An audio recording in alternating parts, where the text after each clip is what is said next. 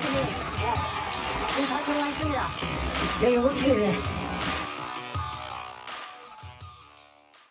보신 그대로 헌정사상 유례없는 일이 또 있었습니다. 윤 대통령이 구속이 됐다는 소식에 대통령의 극렬 지지자들이 보신 그대로 서울 서부지법에 난입을 해서 판사 어딨냐? 보안문까지 부수고 아예 판사실이 있는 7층까지 진입해서 경찰들도 크게 다치는 불상사가 벌어진 겁니다. 일단 지난 주말 밤사이 일요일 밤에 있었던, 일요일 새벽에 있었던 영상 만나봤다면요. 지금 이 시각, 그러니까 오늘 서울 서부지방법원의 모습부터 먼저 점검해봐야 될 것 같습니다. 후폭풍이 여전합니다. 저렇게 입간판이 몇 가지 찢어져 있고 흔들리는 모습, 출입 금지. 아예 기자들도 통제가 됐어요. 출입 금지. 저렇게 한바탕 전쟁을 치는 듯한 뭐 유리창도 깨지고 옆에 벽돌도 훼손되는, 지금 아예 이제 오늘 평일이 시작됐으니까 사다리에 올라서 그 관계자들이 이제 보수 작업을 이제 본격적으로 시작했고, 왜냐하면 서부지법도 재판 시기가 다시 돌아가야 되니까요. 바로 이 부분에 대한 수리도 시작을 했습니다. 대략 6억에서 7억 원 정도의 재산 피해가 났다는 게 법원 행정처장의 얘기인데요. 실제로 오늘 오후 이제 만 하루하고 반일 지난 서울 서부지법 모습입니다. 그 앞에 한 4만 명 정도가 모였다고 했는데 그 이후에 이 서부지법의 난입 행동들이 더 폭풍이 만만치가 않았어요. 이현정 의원님. 네. 오늘 경찰이 밝힌 이 무려 66명에 대해서 구속영장을 신청했고, 이마저도 이제 앞으로 순차적으로 구속영장을 칠 거다. 이게 경찰의 얘기입니다. 그렇습니다. 뭐 우리가 그동안 이 도심에서 어떤 폭력 시위나 이런 게 있었습니다만은 이 법원에서의 어떤 이런 행태는 제가 처음 목격하는 것 같습니다. 우리 법원이라는 거는 우리 사회의 마지막 어떤 판단의 보류인데요. 이런 법원에 대해서 이 성난 군중들이 폭도화돼 버리는 이런 상황이 지금 벌어진 것 같습니다. 물론 본인들의 지지하는 윤석열 대통령이 이제 영장이 발부된 그런 부분에 대한 화나는 부분, 뭐 심정적으로 충분히 이해는 가는 부분이 있습니다. 그렇지만 그렇다고 해서 이렇게 법원을 완전히 이렇게 초토화시켜 버리는 이런 행위는 이거는 민주주의 사회에서 있을 수 없는 일이거든요. 더군다나 최근에 이 집회 형태를 보면 정광훈 목사라는 이런 분들이 무슨 이야기를 하냐면 헌법 이외에 국민 저항권이 있다. 이런 이야기를 해요. 참 말도 안 되는 이야기를 하고 있습니다. 우리 사회에서 헌법이 최고의 어떤 가치가 있는 기구인데 그 위에 국민 저항권이 있으니까 들어가도 된다. 뭐 이런 지금 식의 논리를 하면서 부추긴 측면이 있고, 특히 또 윤석열 대통령도 끝까지 싸우겠다. 뭐 이런 거 함으로 인해서 바깥에 시위를 하시는 분들에 대해서 굉장히 동조했던 그런 측면들이 있습니다. 그런 것들이 사실은 영장 발부가 나오면서 어떤 폭발한 그런 상황이 아닌가 싶은데, 어쨌건 저는 이번 기회에 정말 이런 사태가 반복되지 않기 위해서는 이런 불법을 저질렀을 경우에 반드시 처벌된다는 걸 저는 분명히 보여줘야 될 것 같습니다. 그동안 법원에 보면 민노총 폭력 사태나 이런 걸 보면 대충 다 솜방망이 처벌을 했습니다. 그 집회도 그 금지하는 것을 법원에서 전부 다 허락해 줘 버렸어요. 자, 그 당사자인 법원이 이런 일을 겪고 있다는 거, 이건 아마 그동안 법원의 책임도 저는 분명히 있다고 생각이 듭니다. 그 뭐 법원 직원들이, 당직 직원들이 뭐 옥상으로 대피하고 자판기를 이용해서 저 난입한 사람들을 막았다라는 얘기도 오늘 했는데, 6시 7분에 현행범 체포 진압이 완료될 때까지 무려 3시간 넘게 걸렸고, 보신 그대로예요.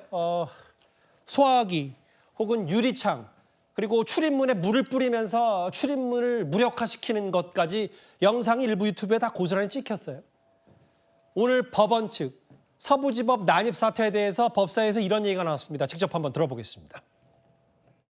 7층까지 올라간 것으로 확인이 되는데, 그중에 7층에 있는 판사실 중에서 유독 영장 판사 방만 의도적으로 파손이 되고 그 안에 들어간 흔적이 있는 걸로 봐서는 이런 부분에 대해서 알고서 오지 않았나 하는 추측을 하고 있습니다. 정신적인 충격 이런 부분을 빼고 시설의 물적인 피해는 현재로서는 6억 내지 7억 원 정도의 피해가 발생한 것으로 보입니다. 제가 제일 충격을 받은 부분은 발바닥을 디딜 틈도 없을 만큼 유리가 파편화되어서 많이 굴러다니는 그런 모습에서 충격을 제일 많이 받았다는 말씀을 드릴 수 있을 것 같습니다. 30년 이상 법관 생활하면서 초유의 미정유의 사태라는 데 대해서 큰 충격을 다들 받았다, 이런 말씀들이 있었습니다. 차은경 부장판사 사무실만 파손이 돼 있더라라는 거죠. 들어간 흔적이 있는 방은 차 부장판사의 방은 아니었던 것 같고 다만 다른 영장 판사의 방이었던 것으로 기억합니다.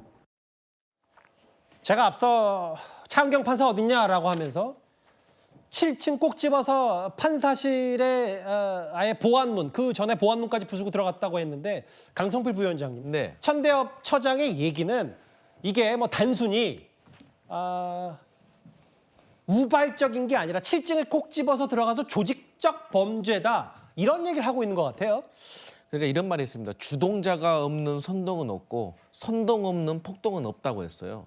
그래서 아무래도 이번에 이런 폭력 사태에 좀 가담하신 분들이 전부는 아니라고 하더라도 일부 정도는 좀 어떤 주동자에 의해서 조금 나름대로 정보도 얻고 나름대로 좀 계획적으로 움직인 것이 아닌가, 좀 그렇게 의심할 수밖에 없고, 다행인 것은 제가 알기로 차은경 판사 같은 경우는 집무실이 9층이라고 해서 아무런 피해는 없었다고 느껴지는데, 어쨌든 간에 판사 근무실에 사실 보통 기자들도 제가 알기로는 그 앞에 가서 어떤 경호관이라든가 직원에게 허락을 받고 또 그럼에도 불구하고 출입을 하기가 어려운 걸로 죄송합니다. 알고 있거든요. 그래서 저는 이번 사건은 정말 일벌백계 해야 된다. 사실 이번 폭동과 함께 미국에 4년 전에 있었던 인류 의사당 점거 사건을 많이 비교를 하는데요. 예. 이때 당시에 10년에서 20년 정도의 징역형이 나왔다고 하거든요. 그래서 저는 이번 사건에 대해서 엄벌을 하지 않으면 예. 다음 공격 대상은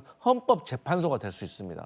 그리고 국회가 될 수 있고요. 그래서 이러한 어떤 폭력 사태는 진짜 엄벌을 하고 여기에는 여야가 힘을 같이 모아야 된다, 이런 생각합니다. 그 아까 66명에 대한 구속영장을 신청했고, 아까 화면에 지나갔던 그래픽을 다시 한번 부탁드려도 될까요? 감사합니다. 근데 여기에 아까 색깔을 달리했던 부분에 2030 정년층이 51%, 그 한 절반 넘게 차지한다. 이 부분을 경찰이 특별히 강조하면서 브리핑을 했거든요. 20, 30대가 51%를 차지한다. 이런 배후에 야권에서는 전광훈, 윤상현 두 이름을 거론하고 있습니다. 우리 젊은 17명의 젊은이들이 또 담장을 넘다가 또 유치장에 있다. 그래서 또 관계자하고 얘기를 했고요. 아마 곧 훈방이 될 것이다, 이렇게 보고 있습니다. 그 성춘 부의장님, 예. 훈방될 것이다. 예전에 운동권 그 운동했을 때도, 집회했을 때 과거 사례도 그랬다. 저항권 얘기. 근데 이제 오늘 경찰도 새롭게 밝혔듯이 2030 세대가 과반이 넘는다. 뭐 이런 부분도 많이 주목이 되고 있어요. 저 젊은 사람들 지금의 20대가 과거의 20대가 좀 정치적 성향이 많이 다르다는 이야기를 하지 않습니까? 그런 것들이 이번에 좀 이렇게 그대로 드러난 것이라고 보는데요.